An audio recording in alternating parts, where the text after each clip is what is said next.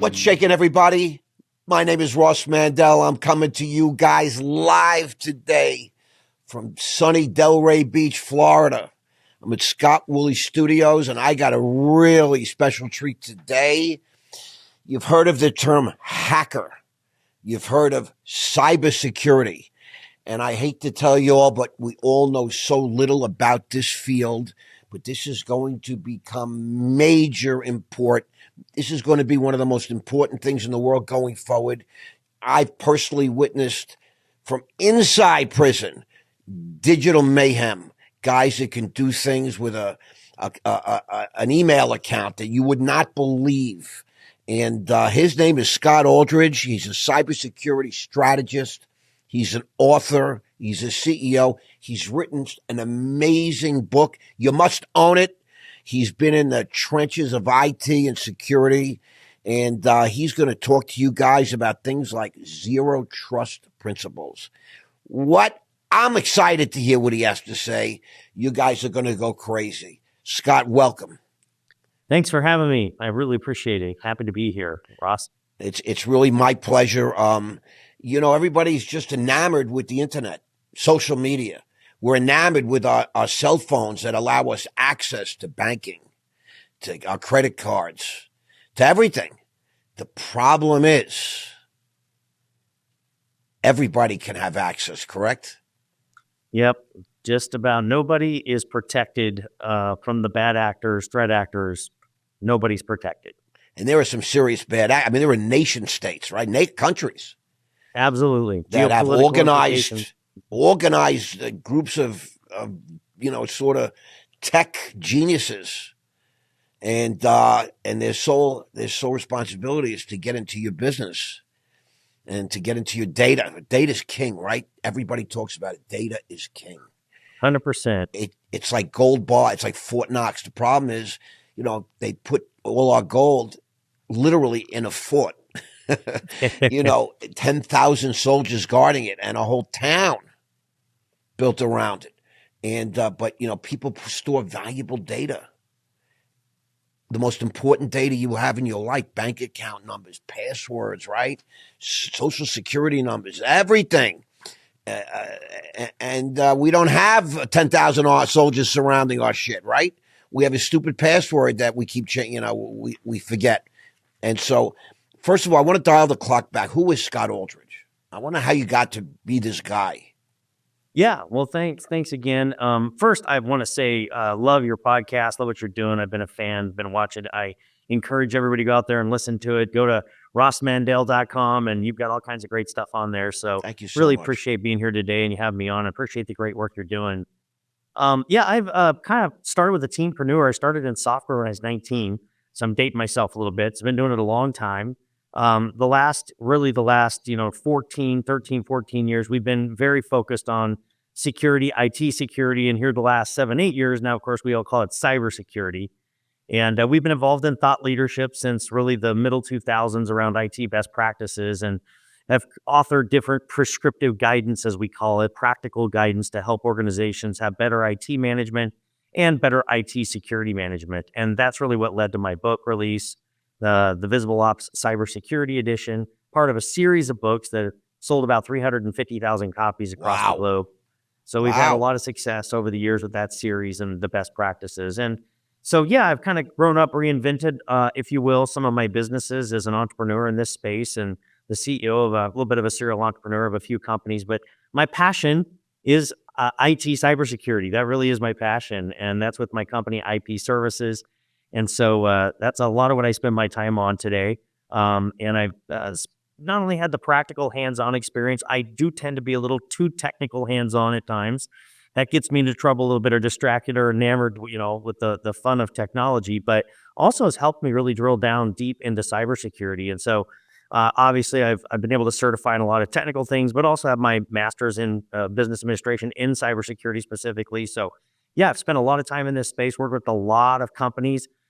Some of the enterprise and the consultative relationship, we do a lot with the SMB space, somebody with maybe even 100, 200 employees, all the way up to maybe 3,000 or 4,000 employees. So that's kind of me and what I'm doing. And out there kind of raising the tide that floats the boats is really the goal of the book. It's altruism in a sense. It's altruistic because we just want everybody to be more cyber safe, because it's pretty unknown out there how bad it really is. And you hit on that really well, Ross. Everybody that is connected, we can't just turn off our computers. We can't just unplug from the network and the internet.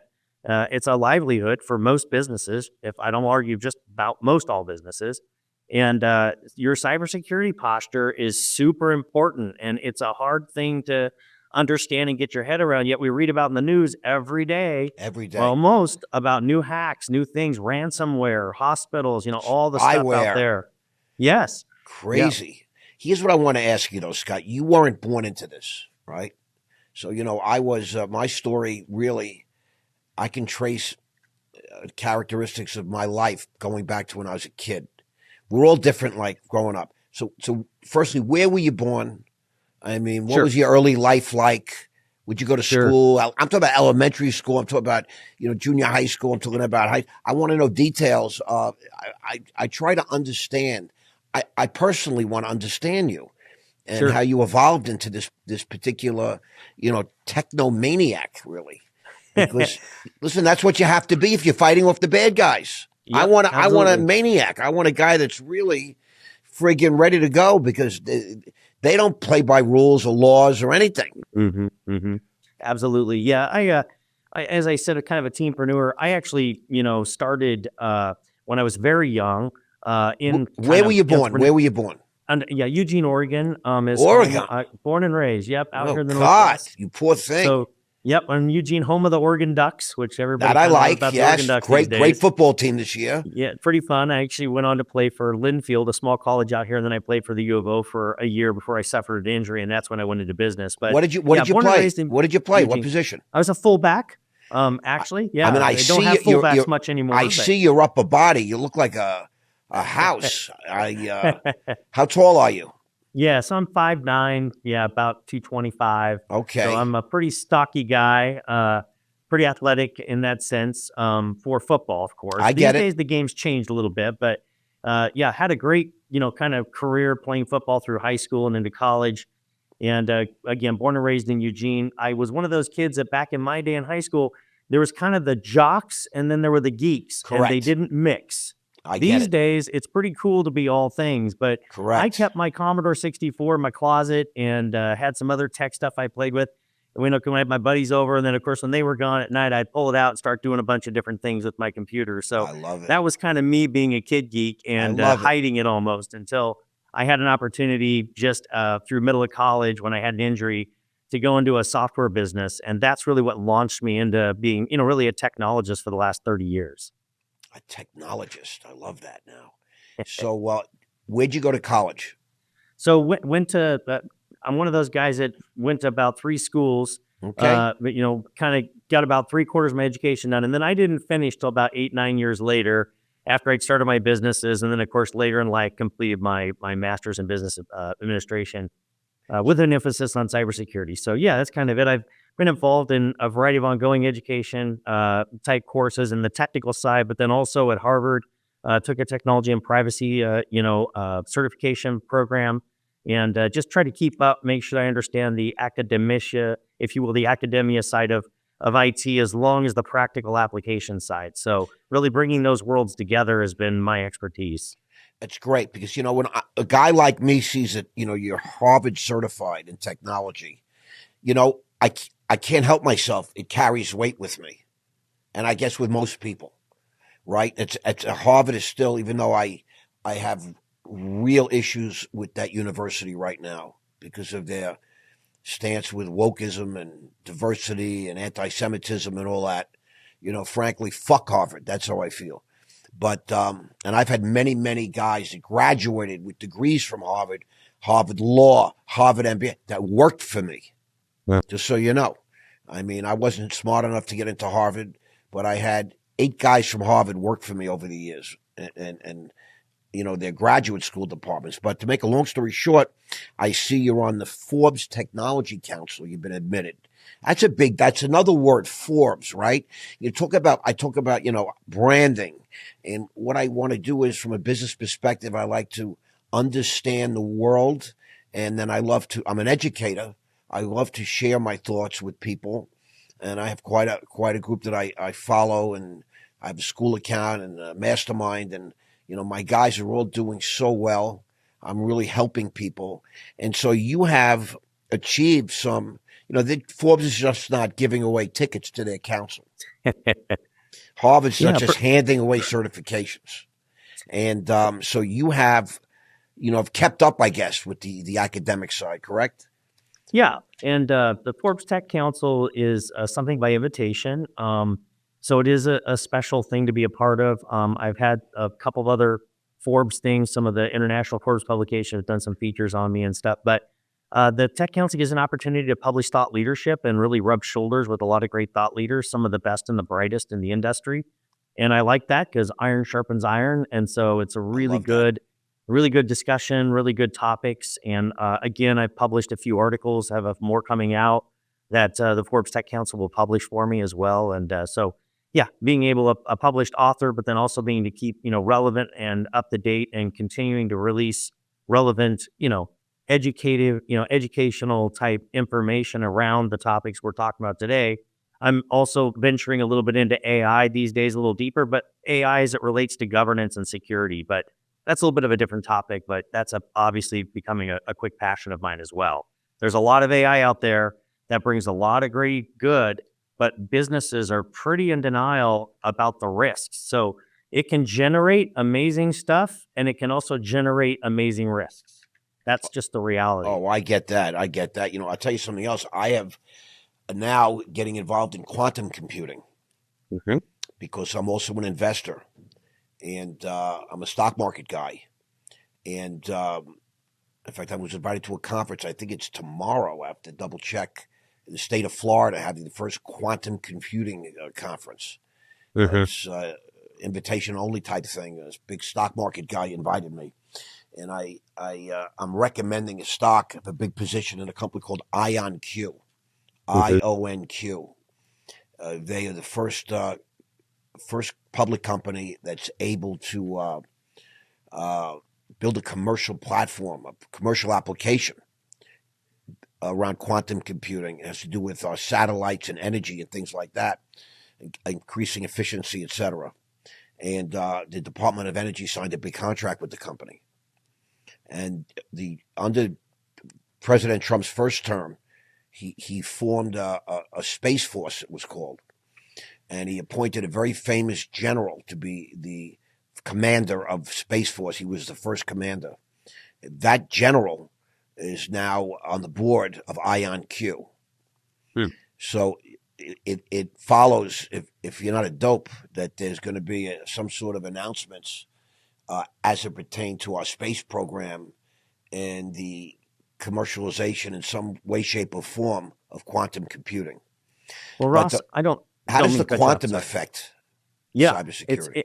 I normally don't go into quite as much depth on this topic, but it's an interesting topic. Actually, one of the chapters in my book, I addressed what we call, quantum resistant cryptography.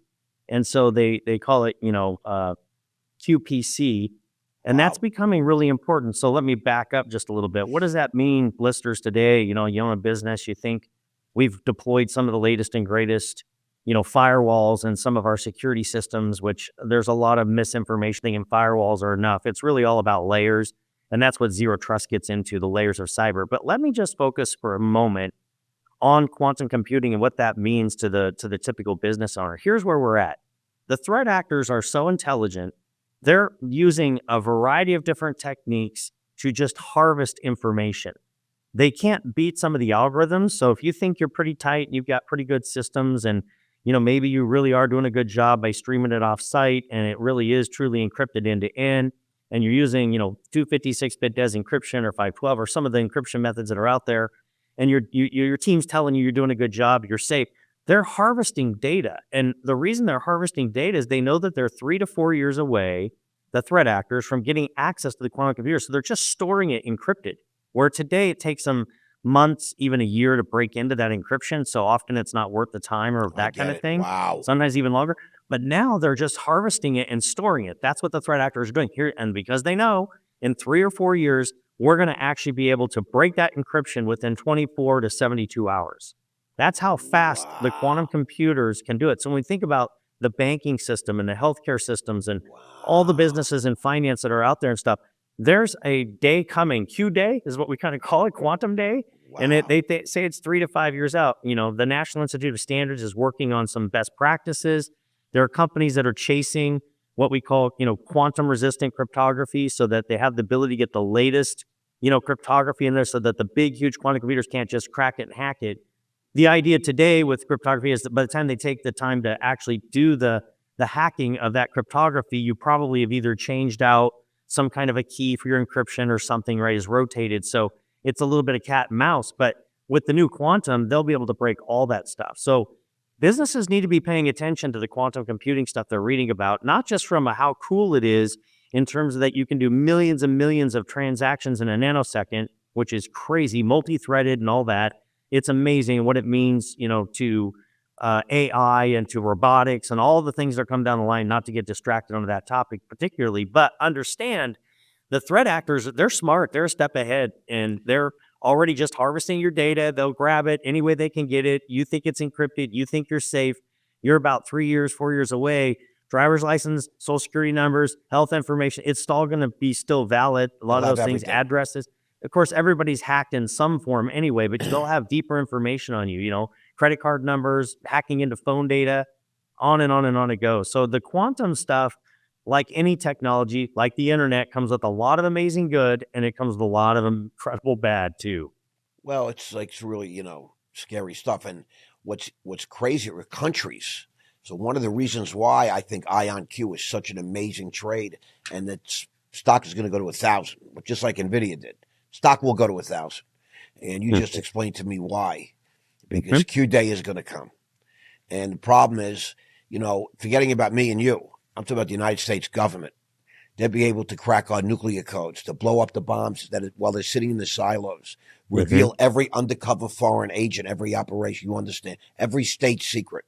They'll be able to access the Treasury and wire themselves $1 trillion, wherever and whenever. That's why nation states are all battling and racing to crack the code, right? The first one that cracks that quantum code really can run the world. I hate to say it like that. Literally. It's like a bad sci-fi movie, and it's becoming reality.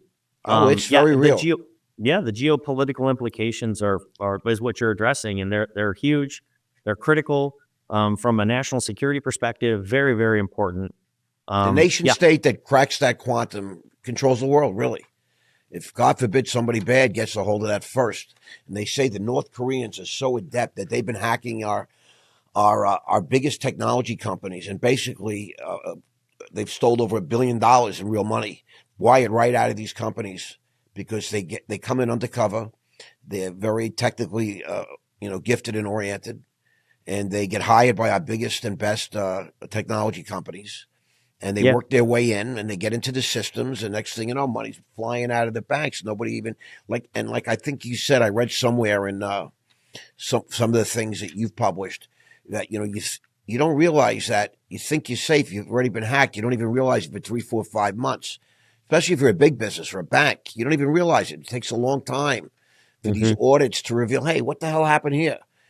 Down the road, like you say, they're storing information, they're storing data. Yeah. Crazy. It's crazy. And I think a lot of, business executives are a little bit numb to the tech, or they're being continually told, hey, are we good? And they're, Right. IT guys are thumbs up. I was one of them. Yeah, I don't want to spend the money.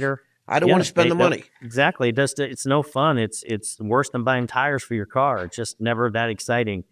But yet it's probably the biggest threat that could potentially take down your business. Not to get too statistical, but a lot of guys just rely business owners saying, yeah, but we got insurance. Exactly. We're good. We pay a ton of money for great insurance. But the truth is, over the last 2 years, matter of fact, 44% of cybersecurity claims from insurance companies got denied in 2024. What a shock. They're getting smart. They're learning, if you don't have these controls and layers in place, we're not going to pay the claims, and we're not going to protect you. So they're requiring a heck of a lot more. And a lot of companies are numb and don't realize that, or their IT teams aren't aware, or their current providers are not aware that they need to be doing some, audit with their insurance policies to make sure that you're compliant. So if the unthinkable does happen, one of the things in Zero Trust is there's a principle called assume breach. That's where we start because everybody's susceptible, everybody's connected to the network, the internet.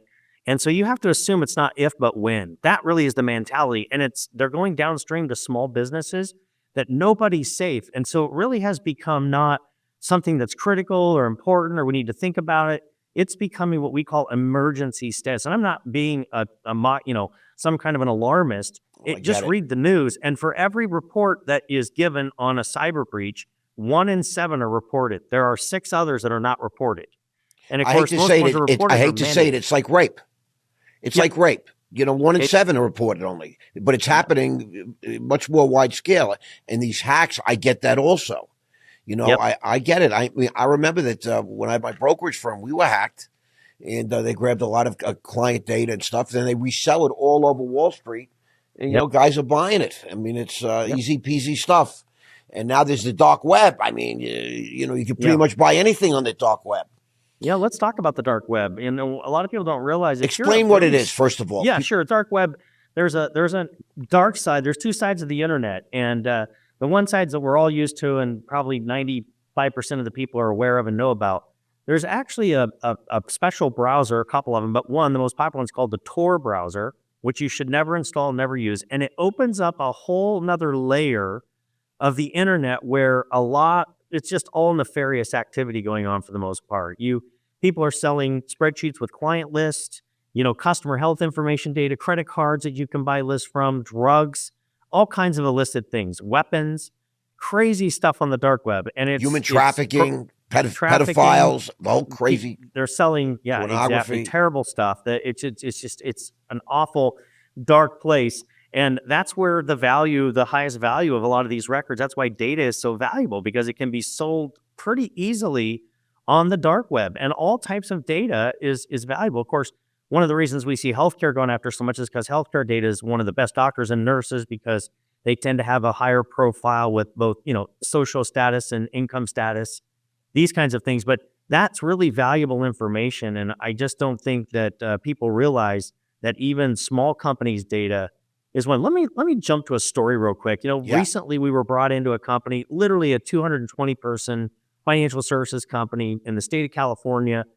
and they had got hacked, seriously ransomware. They didn't know why, and come to find out, one of the administrator people actually had set up a new printer in the office, and in the printer they left the administrative password as 1234, and so a printer that got connected to the network was actually the entry point for a threat actor. They'll scan your network and find any little thing, fax machines, which are pretty well dated these days, but a printer they can get in. They used that. Then they sat there for 7 months and they watched a bunch of messaging going back and forth with emails. They're very patient.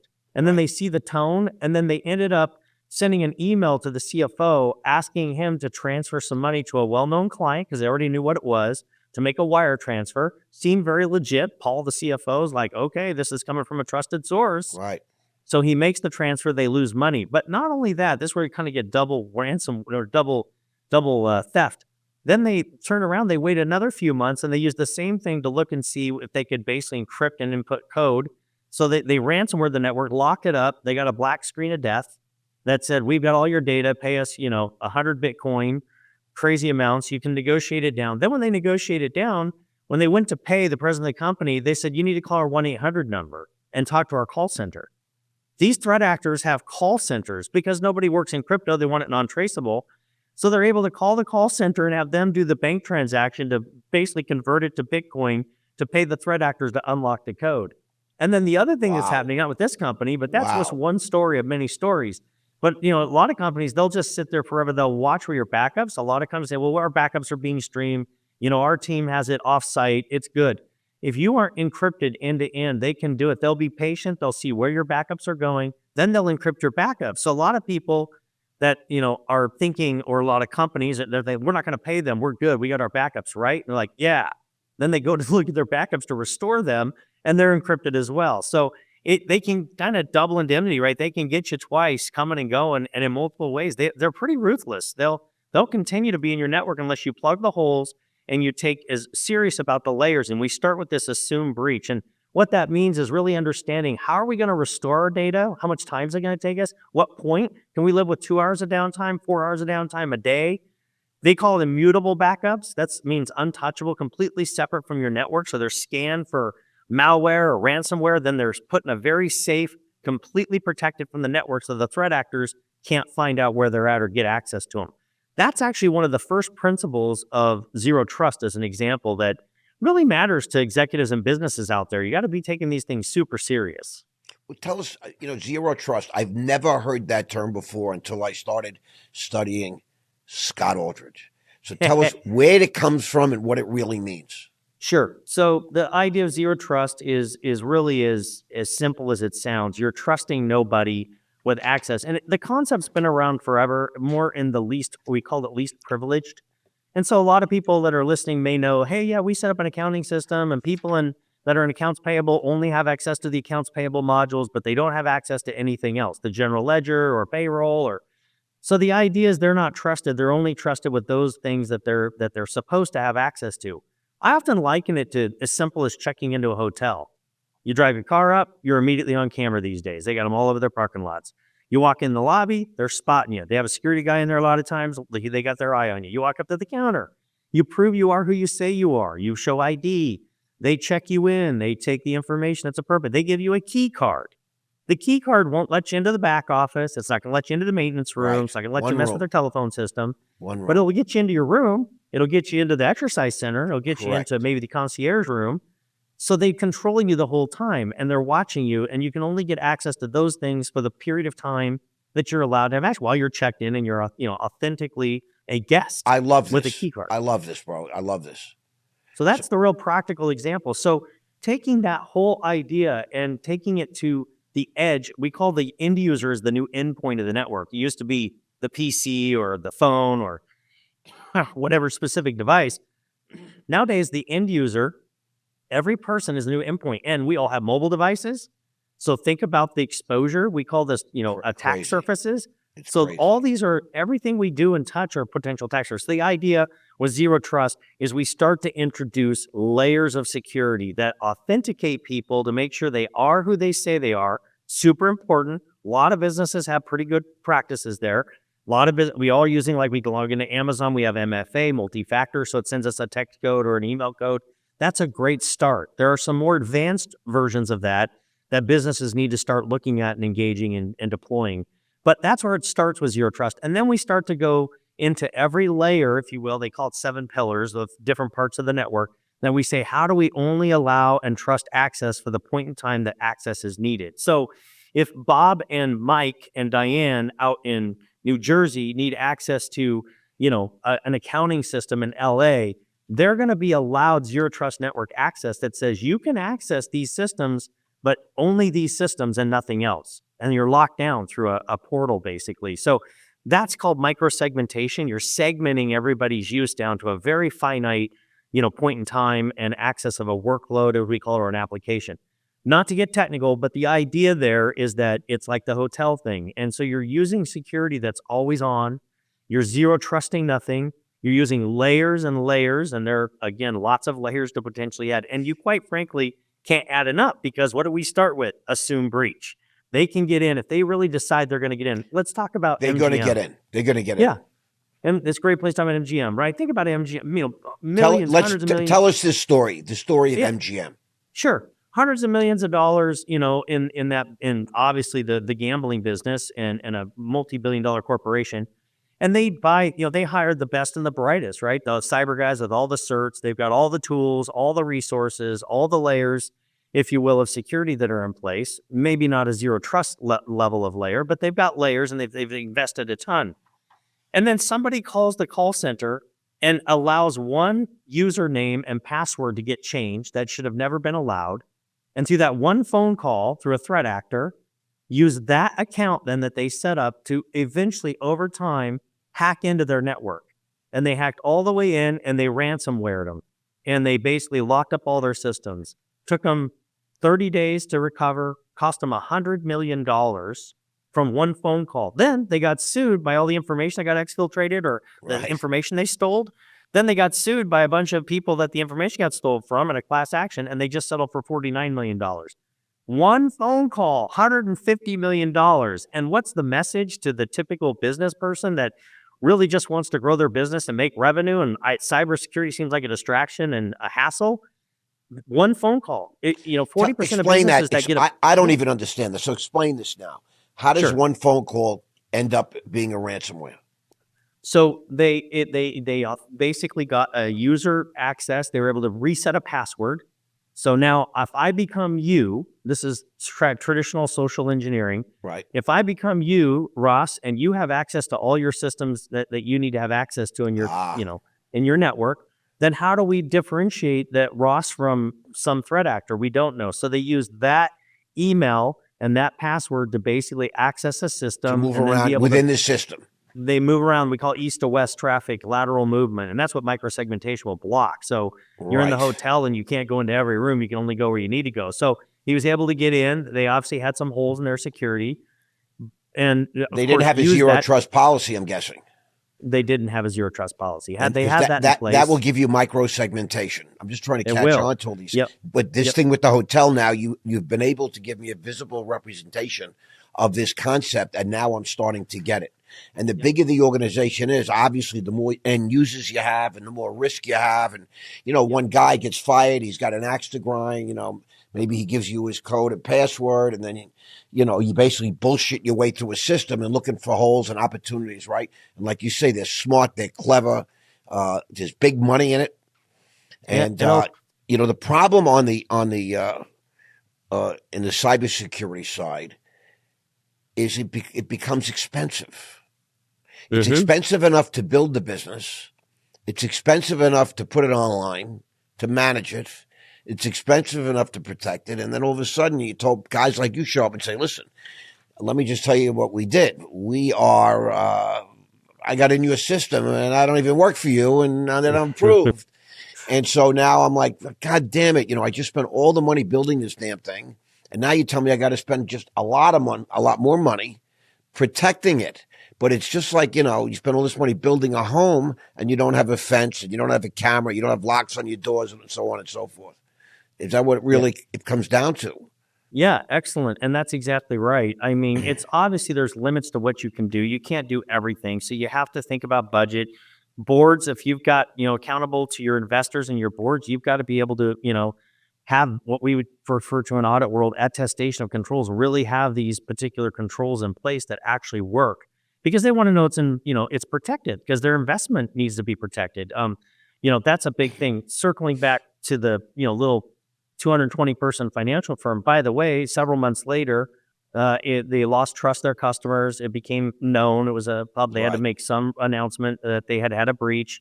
And of course, 7 months later, they had to merge with one of their competitors in order to stay alive.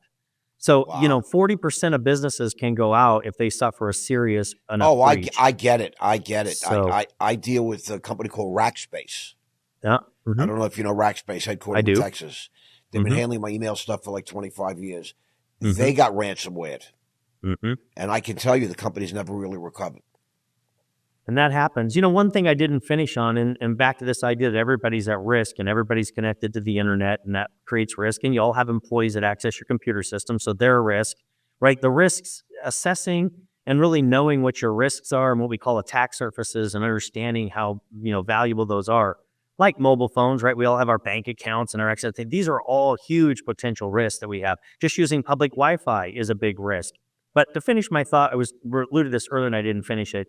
You're a smart middle schooler, high schooler, you love tech, you got a friend, you guys decide you're going to be ornery and do some bad stuff. Imagine that. Teenagers decide they're going to do bad stuff. What a shock. So you go on the dark web, you get on that Tor browser, and you can actually find ransomware franchises. They exist. Sign up with us for $295. Get the ransomware kit. So they do. And it gives them a set of tools and it gives them some training and a video like they're at school. And they can go out and hack anywhere because they're connected to the world, wherever they can hack. And then what you can do with the franchise, if you get a certain part, you find an open port or whatever they call it, in our hacking methods.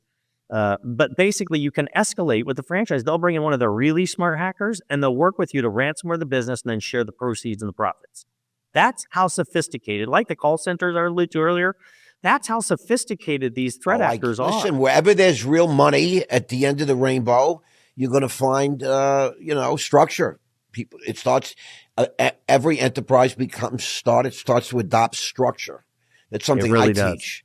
It really does. If there's a legitimate pot of the gold at the end of the rainbow, you're going to see structure evolve, right? Absolutely. And Absolutely. you're going to see criminality. It's crazy. I mean, the stock market goes up, stock market goes down. Short selling became the way of the world. There were, 25 years ago, there were almost 25,000 public companies. There's only 5,000 now. Do you know why? Because short selling. Yeah. And it's so profitable that Congress won't prevent naked short selling. There are laws against it, but nobody will enforce it. You know why? Because they're paying everybody off in Washington. Sure. That they put 20,000 public companies don't exist anymore because they allowed that. And in my mind, that's a form of hacking. Mm-hmm. Okay, hacking it takes on different forms, but when you're considering going public as an enterprise today, you got to realize are you smart enough and big enough, equipped enough to fight off short hacking? That's what they should call it, because that's what's happening. Yep. No, it's ubiquitous. It's everywhere, and it's getting worse and worse. Of course, AI threats. They're using ways to socially engineer people more believably. So they're, convincing you to click on websites or emails, attachments, even though we're trained, a lot of companies are training, or they learn, or we hear, be careful what you click on. People's human nature, if they say the right compelling thing, will want to click on that thing. And if you're not using the right defense systems, the right layers, that'll freeze your whole network. And I it's don't very click scary. on anything, even when I know the guys. I just don't do it anymore because I'm a sucker, and I've been through that whole thing. But when I'm a dinosaur. I'm a digital dinosaur. There's high tech guys, there's low tech guys, and I'm in the no tech category, zero tech, because tech evolved around me. I was already a very successful stockbroker, and nobody wanted me to worry about anything. You just stay on the phone, you keep trading, we got you. I had teams of people on fax machines and then emails, and everything's just evolved with computing. And they were like, Mandel, don't worry about it, we got you. So I'm generating, millions and millions of dollars for the house. You don't want me worrying about anything. And I never did until I had to. So I remember that when I first started with the computers, McAfee would come up, this name McAfee. And if you clicked on McAfee, you were safe. And that's that was back, in the beginning, right? Who's McAfee? What was that all about? Yeah. So, you're talking about one of the early, what we used to call antivirus software, because that's where it started. They would, worm a virus into your system, and it would eventually mess with things and start corrupting things. So it became the cat and mouse that we have today still, even with AI. The bad guys come up with a new worm or malware to infect your system. Then they would release an update that would actually protect you against that. So you constantly had to do your updates. And honestly, in one sense, it's not a lot different. Just the tools have gotten way more sophisticated than just your typically antivirus software. Even though they still use some of that terminology, you need a lot more than that. Matter of fact, one of the things we call is endpoint detection response, and it's a specialized piece of software that's listening to a signal that knows the latest threats of ransomware, and it'll actually freeze it if it starts to attack your endpoint, your desktop, and it'll freeze it right there so it can't infiltrate deeper into the network. That's one of the layers that I speak to in the tools. That's very smart. But back to what you said a little bit ago, and kind of back to my book and the, kind of the altruistic, how do you start to approach this thing? The first chapter of my book is it starts with leadership.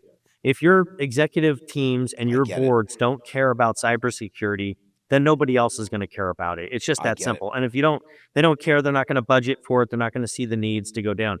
The second chapter is you got to have a philosophy. That's where we get into zero trust. And one of the things I talk about, and that is that, and gets overlooked, is kind of the blocking and tackling of, football, for example, or fundamentals in golf or basketball. You've got to have those fundamentals that are, in a sports analogy, in your IT processes. You've got to have IT processes that you care about changes, you care about configurations. You got to care about these things. So the philosophy second chapter, the third chapter is the efficacy of IT processes, which were some of our earlier books were on that we sold thousands and thousands of copies on. You've got to have really good IT. Those are kind of your ultimate backstop to really good security, is good IT processes. And the reason I say that, and then the later the chapter gets into zero trust and other things, But the reason I say that, there were studies when we wrote some of the first books that proved that about 74 to 84% of all IT failure, downtime, lack of your systems not working, all the cost of that, rework, employees not being able to be productive, was correlated to some unapproved, unauthorized, untested change. So the working thesis got pretty simple. Let's do a good job with change management, and then we're going to knock a home run out of our availability and productivity, and we're not going to have the downtime and the rework. That was a big, big piece. Well, what's interesting nowadays, and I quote this in my new book, no security breach ever happens with a change or a need for a change. Same thing is true. Either I brute force, hack into a system, and I change something to be able to take it and exfiltrate it or lock it up, or if I don't do that, I convince you the need. I convince you to click on something. I convince you to send me an email or change a password or do whatever it is I should do. So that's one of the things that gets overlooked. It's not sexy, but it's the truth. And so my book really gets into some of those things. One of the things, though, the book, because it's 415-page cybersecurity book, too much for some people to want to take on, I wrote an executive companion edition that really just gets at the fundamentals and more no geek That's so speak. important, No Scott. geek That's speak in so that one. important because a guy Yep. like me, I'll start it and I'll stop and I can't get through 400 pages and I'll just listen to my IT guy. You know what I'm saying? Like that kind of a thing. But Yep. to have like sort of an abbreviated version that gets me to the most important points and sums it up. So if I see something and it catches my attention, so then I can go explore that premise. So Yep. tell more about this companion Yeah, so book. in the executive companion, again, no geek speak. We're just getting into practical things. And one of the of course assumptions in that book, one of the things I hit on is that, you're a candy company and you make awesome candy. Just do a really good job of being a world-class candy company.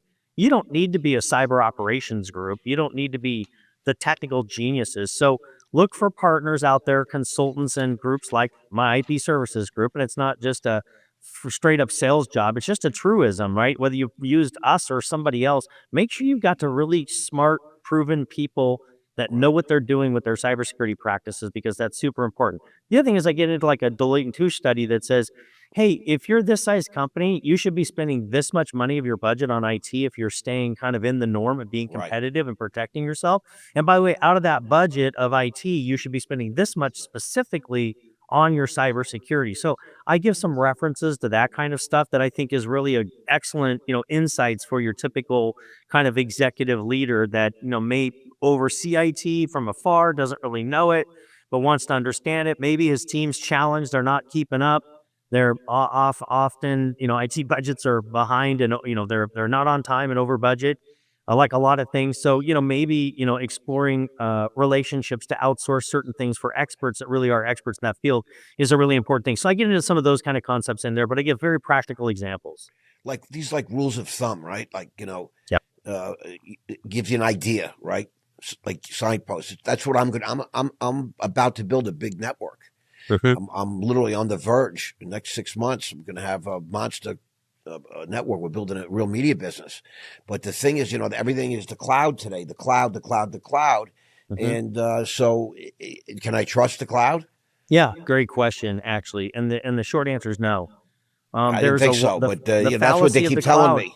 Yep, that's a fallacy of the cloud. Everybody, well, it's in the cloud, so it's being managed and taken care of. That It's somebody else's problem, right? Most of that, yeah, exactly, but it's not. If you, Then it becomes your problem one day, and then it's a fine print thing, right? If I don't click shit. on the right additional services, the right additional protections in the cloud, and they charge a lot more, it gets really expensive, so people tend to not want to do it. Like, oh, I don't think that's necessary. So if you're in the cloud, you got to make sure it's the right kind of cloud. It's got the right security protocols in place, that kind of thing. It's not. And then somebody has to manage it actively. Even if they're providing some of the services, somebody has to be managing it effectively. You can't just trust it's going to the cloud. Therefore, it's scalable and it's easy and it's just taken care of. That's just not true. More hacks are happening in the cloud now than on premise because so many people are in the cloud. I believe that. Because that's where everybody's storing the data. And, when they do a great sales job and they say, we got you, you don't have to worry about that because we have world-class, prevention, cybersecurity, and this is a part of our budget and all this. And when somebody starts telling me all that and telling me not to worry, that's when I start to worry. Yeah, excellent. Yeah. I'm just, I've been around. Yeah, and I've gotten involved with a lot of enterprises, to, reviewing different programs and plans and making sure that the best practices are in place, not only on their IT, but also around their cybersecurity specifically, because there's a lot of overlooked pieces, a lot of layers that people just decide aren't important, and they're absolutely important. Share with us one or two examples of big companies that got hit. Yeah. And So one of the kind things of that are classic, public. sure, one of the classic stories is the Target breach of about 7-8 years ago, when cyber really started getting, there's one of the biggest credit card breaches that had ever happened. Here's what happened. A HVAC vendor manages the air conditioning units and all that kind of stuff, had a dedicated connection to the Target headquarters. And this dedicated line, I think back then it was still a T1 line, if everyone knows what that is, but they had a dedicated line connected in there. They had weak security. They were connected to the internet. Threat actors were scanning. They said, oh, this HVAC company has terrible cybersecurity. Let's hack it. So they hacked in, very patient, watched. Oh, I see that they're connected to these other headquarters, particularly Target. That's a big customer. So they hacked into their network, used their network to jump onto Target's network. Target had a flat network, no segmentation. They were able to go all the way. They got into a set of point of sale servers that Target hosted in their headquarters. I think there was like 60 or 80 of them. And they sat there and they turned on a little applet, a little application that streams data, but they just sat there. They didn't actually turn it on to stream the data. They just checked to see if it would work. They deposited this little applet on their servers, all their servers. They waited. This was, by the way, like an April or May hack.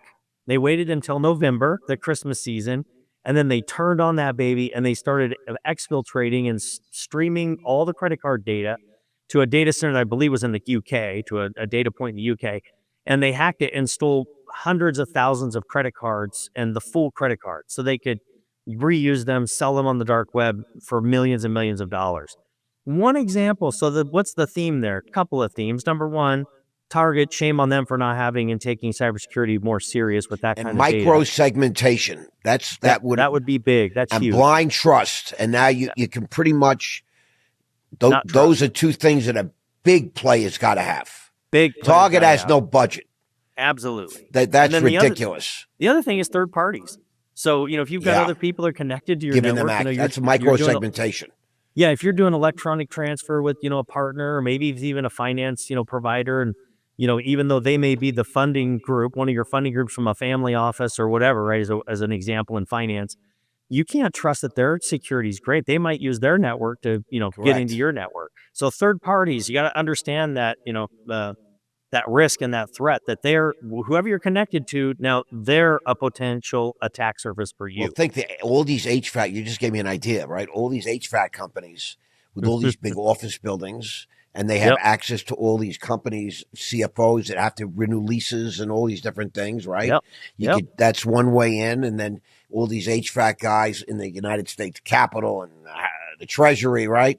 They all have access to somebody, right? God forbid, we have an air conditioning problem. So, that's really a brilliant way to get in, because you have an HVAC company, you're thinking cybersecurity, we got nothing to protect. We sell air conditioning. Right? It's very easily overlooked. Their banking information is probably safe, but the fact that they have an email openings to all these different big players that have, are huge companies. They all need air conditioning, right? Yeah.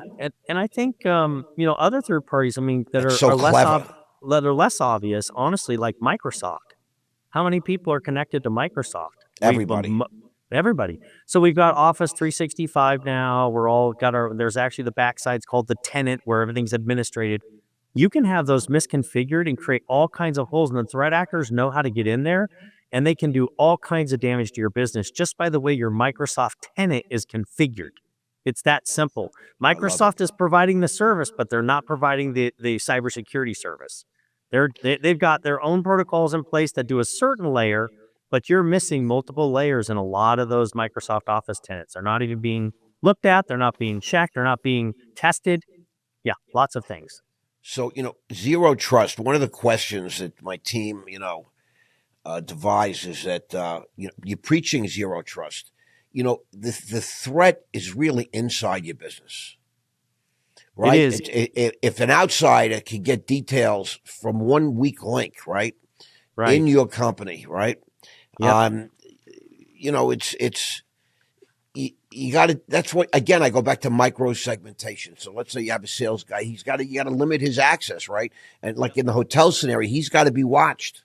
Yep. Everybody's got to be watched in some way, shape, or form. Like you said, when the car pulls up in the parking lot, because there's an incident in the parking lot, guess what? They got a camera on that.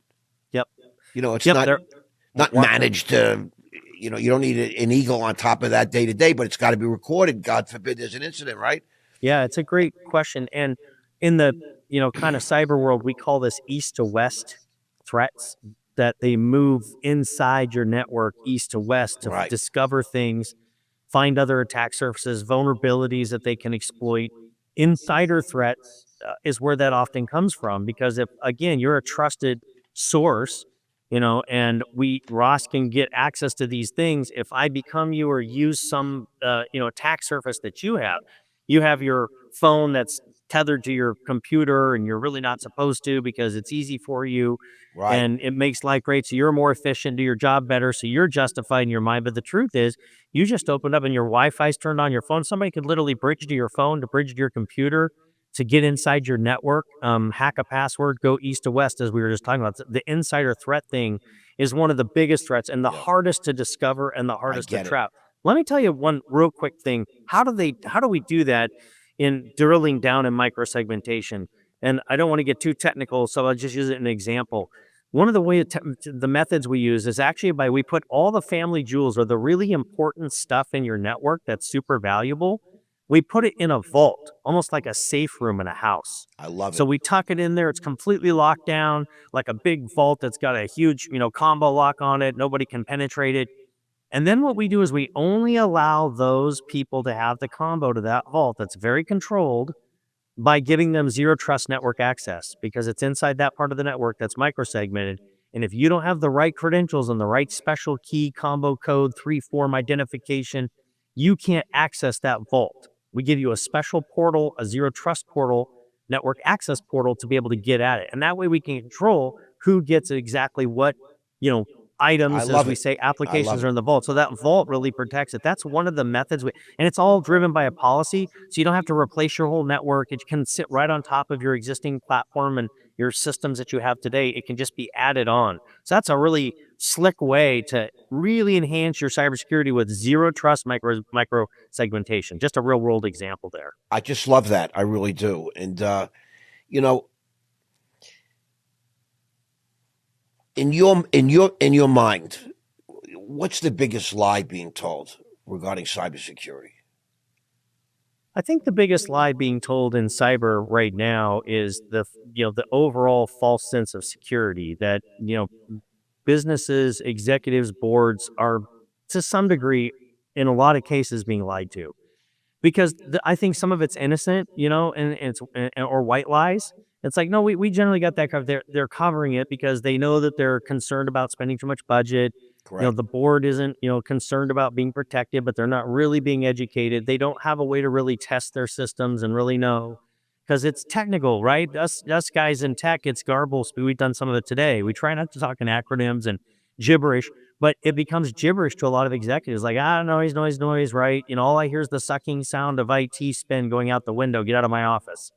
And I think that's the biggest thing, is that, because there's a disparity in understanding, I think tech and cybersecurity people sometimes use that to, assuage concerns, but they really don't know what they don't know, or they might know they're lacking, but they're scared to really confront the business.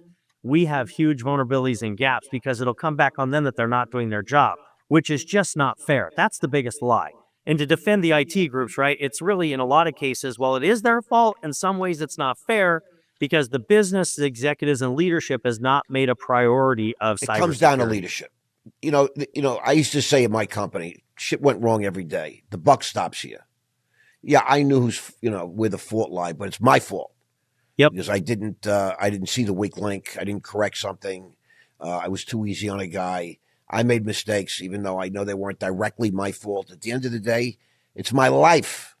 I went to prison because a bunch of guys, cheated customers. And, the judge said, if I didn't know, I should have known. And there was a little bit of political theater and bullshit, but I get it. So I take responsibility. I mean, what's the dumbest thing you've ever seen a company do? you know, before, during, or after a data breach. Yeah, I mean, yeah, after a data breach, one of the things they do, one of the worst things you can do is actually, try to reset systems and reboot them to get out. Actually, if you can capture the forensics, it's very, very helpful with the threat actors. Now, sometimes that's not possible, but the much you can save, the better information it gives you to basically prevent it from happening in the future and know exactly what kind of threat actor you're dealing with. So that when you're negotiating or whatever, in those cases, they can do a better job. But the biggest thing is I've seen companies literally, tell us that they don't believe in, certain tools being on their network. It's like, oh, I don't believe in that security stuff being put on my network because I think that just creates a bunch of, additional threats. Almost like their head in the sand. We're better than best practices idea. We do even better because they think they're too smart. So I I, do think that there's a I fair get amount it. of that exists, a little bit of arrogance in the industry. We're doing this and this, and we know that's what's important because I've studied it. Therefore, I'm now an expert, self-proclaimed. And then, of course, the business now is just completely relying on that person rather than trust but verify, as we talk about. You might trust your IT teams, you might trust your, cybersecurity provider, but how do you verify? And that's really the big piece that I think I is love it. kind of a big lie. Yeah. I love it. It's really it's a very, it's almost like cybersecurity is almost like a controversial subject in business because you know the investors, the customers, the executives, the board, they want to talk about the business, the business, the business. It's like Mhm. having a castle. You build a castle. Guess what they do after they build a castle? They build a moat around it. Why? Because you've spent your life building a castle, and a bunch of guys come around and they take over your castle. Right? Yeah. It's like really what it's akin to something like that. Yeah. Castle's got to have defenses, got to have walls, got to have a moat, got to have drawbridge. You got to lift a drawbridge. You got to be able to drop boiling water and tar. I'm a big fan of these Yeah. period pieces on Netflix and Prime Video, etc. Right. I Right. watch Vikings or Valhalla and all the different things. I look at it. It's the same kind of thing. You know what I Yeah. mean? And then to the point of that's a great example. And to take that analogy a little bit further, what about people that are inside the castle? How do we know that the guards Wow, have the right that's the badge next on? thing. Of Do we course, know that that's a real guard or is he a faux guard? He's acting like he's a real guard, but do we know he has the right, color guard badge on? Right? right. That's where you get Is he into a the weak link? Can microsegment. they get him? Maybe they Yeah. kidnap his family. They Yep. blackmail a family. You see this now on some of the Yep. crime shows. Yep. They kidnap the president of the bank's family and hold him hostage. They give the guy a phone and say, "Give us the Yep. safe because we got your wife and kids here." Yep. I mean, bad guys are bad guys, and some of them are smart and creative, and that's what hackers really are, essentially. It does, and I think it comes back to the boardroom a lot too, with a lot of companies that may have boards, particularly you know private equity boards that are Yep, involved or VC stuff. You got to get cyber experts on your board. Matter of fact, I do a little bit of them on a couple of I boards, but love that. I'd I'm never heard that I'm before, open but to I being love it. on more boards. If anybody's out there in your listeners and they want a really good board member that understands cyber and technology, I'm there. But the I point is love that that. they need that. They need to be able to have a person that they're investing in on their board that can translate the geek speak to the business terminology, to what business can understand, and make sure that their business is truly being protected. Scott, I love that. I love that because I think that's really that's the new frontier we're going. The quantum's going to change everything, in my opinion. Or I'm a civilian, I'm a pedestrian, I'm a no tech guy, but I like to read, and I had a lot of time to read the last 10 years, and everything I've learned about the quantum mechanics, etc. It's like the new frontier. It's going to It change is. everything. It's like going from candles and horseback to electricity and automobiles. That's what's It is coming. And very much. and we live in a digital world where everything's binary code, and it cracks that code in 3 seconds, literally. All the best cryptography, our treasury uses, our military, and I think people in the government are starting to realize that. We had a real buffoon in the White House before, and now at least we have some sharp guys that are, run companies, run business, etc., not career politicians. And Yeah. they probably have a much better understanding of what's coming. Think about having a digital wallet. The new thing I'm told. I have a lot of friends in the investment world, and the new thing is, you buy your Bitcoin, your Ethereum, or your Solana, whatever your Dogecoin, your Litecoin, you build it. You have a nice little wallet, and they just steal your wallet, and Yeah. there's nothing you can do. And Yeah. that's happening now. It's the biggest scandal that nobody's talking about. You know, you Yeah, have to have absolutely. a cold wallet, an ice cold wallet. You can't let anybody know anything about it or see it because they're stealing wallets left and right, and people are like freaking out. I know a guy that lost like $7 million. It was taken right from him, and he's a pretty smart guy.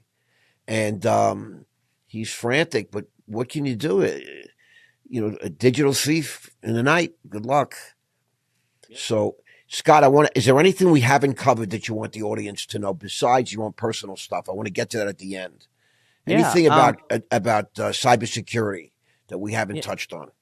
Yeah, no, I think, we've covered it well. Trying to, one of the important things is for putting it in terms that people understand, Correct. that I get it. You care about growing your business. You want to, you got enough to do on your plate. Cybersecurity is the last thing. You need to be able to trust somebody else and put it into their hands and know that it's taken care of. And there really is, I would admonish your listeners, if you're in an executive role and overseeing these things, maybe you're a CEO or a VP of, a particular area of operations or IT or a CIO or whatever, CXO.